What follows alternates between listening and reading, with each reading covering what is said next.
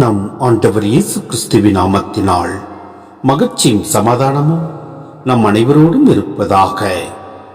யோவான் 13:16 முடிய, பணியாளர் தலைவரை விட பெரியவர் அல்ல, தூது அனுப்பப்பட்டவரும் அவரை அனுப்பியவரை விட பெரியவர் அல்ல என உறுதியாக உங்களுக்கு சொல்கிறேன். இவற்றை நீங்கள் அறிந்து அதன்படி நடப்பீர்கள் என்றால் நீங்கள் பேறு பெற்றவர்கள். உங்கள் அனைவரையும் பற்றி நான் பேசவில்லை. நான் தேர்ந்து கொண்டவர்கள் யார் என எனக்கு தெரியும்.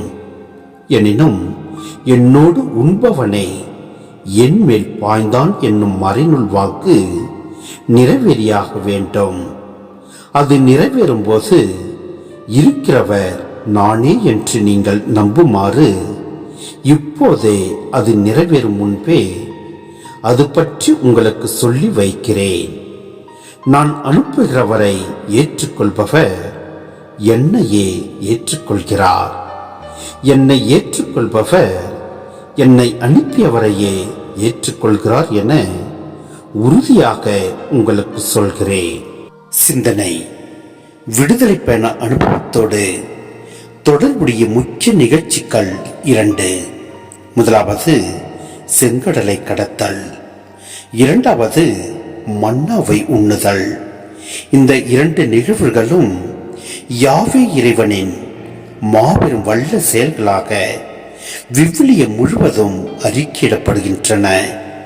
இந்த 2 நிகழ்வுகளையும் யோவான் இங்கு குறிப்பிட்டு அவற்றின் பின்னணியில் இயேசுவை விடுதலை பயண கடவுளின் வெளிப்பாடாக காட்டுகிறார்.